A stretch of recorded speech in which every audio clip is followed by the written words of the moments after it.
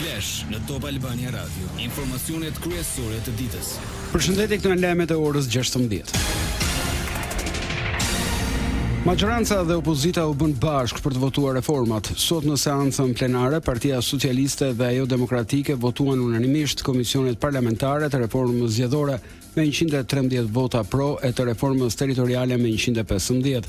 3 vota kundër i dhanë 2 partitë e reja, Mundësia dhe Lëvizja Bashk, Agron Shehaj dhe Tavland Balla. Majoranca dhe opozita bëhen bashkë dhe fshehurazi ngrën një komision pa përfshirë partitë e reja. Vazhdoni, vini dakord bashkë për të vjedhur bashkë.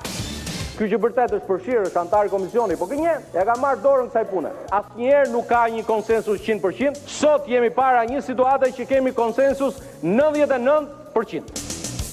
Socialisti Damian Gjiknuri sqaroi. Do antar i çdo partie ka të njëjtat drejta, ka drejt propozoj projekt ligj, ka drejt të dëgjohet, ka drejt klasi, ka çdo drejt si çdo parti tjetër aty. Vendimet merren me vetën e bashkëkryetarëve.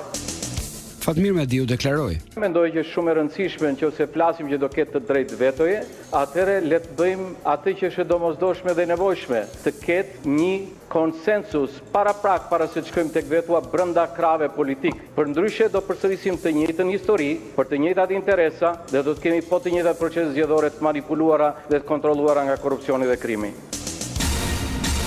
Pas votimit të 2 komisioneve për reformën zgjedhore dhe atë territoriale, Sali Berisha shpjegoi arsyet e dakordësisë së Partisë Demokratike që drejton. Janë një seri e pafundme e rekomandimeve të OSBE-Odirit, ti kthejmë në ligj, ndonse deklarojmë se në mënyrë absolute me Edi Ramën shqiptarët nuk do votojnë kurrë si qytetarë të lirë.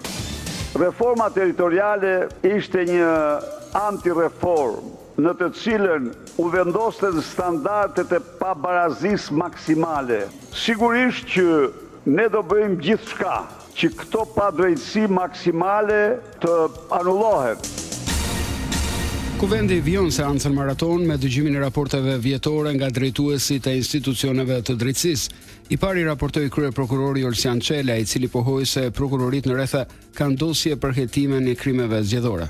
Rezulton se nga prokurorit e jurisdiksionit përgjithshëm janë disa çështje penale, nuk mund ta them sot numrin e saktë. Tyre, por me sa kam parë janë tërësisht të shpërndarë në të gjithë territorin e Republikës që lidhen me përdorimin e administratës publike apo qoftë edhe me përdorimin e fondeve publike në fushatën zgjedhore. Kto janë në vijim hetimet për to dhe një rezultati i hetimeve mbetet për të parë në vijim të këtij viti apo në vitin tjetër.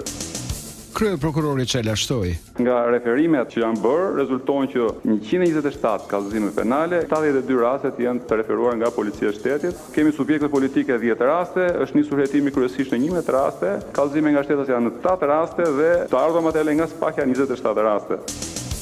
Raportimet në kuvend do të vijojnë edhe me SPAK-un. Deputeti demokrat Bledion Albati sot ishte në SPAK, i thirrur nga prokurorët e posaçëm.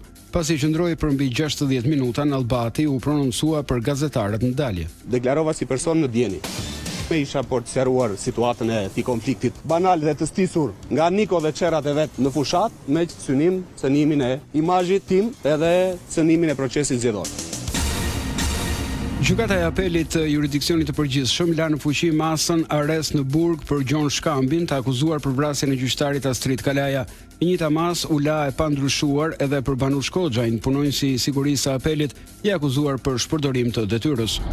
Gjon Shkambi akuzohet se kishte dieni mbi planin e nipit, ndërsa punonjësi i sigurisë për shpërdorim detyre, pasi nuk reagoi në momentin kur detektori sinjalizoi praninë e metaleve më 6 tetor. Në këtë datë mbeti i vrarë gjyqtari Kalaja. Lajmet në internet në adresën www.topalbaniaradio.com. Rreshjet e shiut shkaktuan dëme në veri të vendit për shkak se ujërat përmbytën shumë banesa dhe biznese kryesisht në qarkun e Shkodrës, por ato kanë edhe anën e tyre pozitive pasi njoftohet se kanë nisur të mbushin liçenin e Fierzës, që kishte rënë në nivele kritike. Edhe në orët në vijim, dita e sotme do ndikohet nga kushte atmosferike të paqëndrueshme. Nga mesdita, rreshtet e shiut kanë humbur territor duke u lokalizuar në relievet malore në lindje. Në Alpe bien flok bore, por me intensitet të ulët. Lajme nga bota. Presidenti amerikan Donald Trump I ka kujtuar kolegut rus Vladimir Putin se Shtetet e Bashkuara janë pranë Rusisë në çështjet bërthamore dhe nuk ka nevojë të fluturojnë 8.000 milje. Reagimi erdhi pasi shefi I Kremlinit testoi një raketë re me rreze të gjatë. Trump tha se Putin duhet të ndalojë luftën në Ukrainë e jo të testojë raketa. Një avion luftarak dhe një helikopter ushtarak I nisur nga një aeroplan bajtëse amerikane udhëzuan në detin e Kinës Jugore brenda një kohe të shkurtër. Të gjithë anëtarët e ekuipazhit u shpëtuan dhe janë në gjendje të qëndrueshme, raportoi flota e paqësorit. Shkaqet janë në hetim. Në Argjentinë, partia e presidentit Javier Milei, La Libertad Avanza, arriti një fitore të qartë në zgjedhjet legjislative të mesit të mandatit me 40.84% të votave, sipas të dhënave zyrtare paraprake. Koalicioni peronist Fuerza Patria mori 24.5% të votave. Ndoqët një përmbledhje të zhvillimeve kryesore deri në këto momente. Unë jam Ervin Nikolla. Kjo është Top Albania Radio.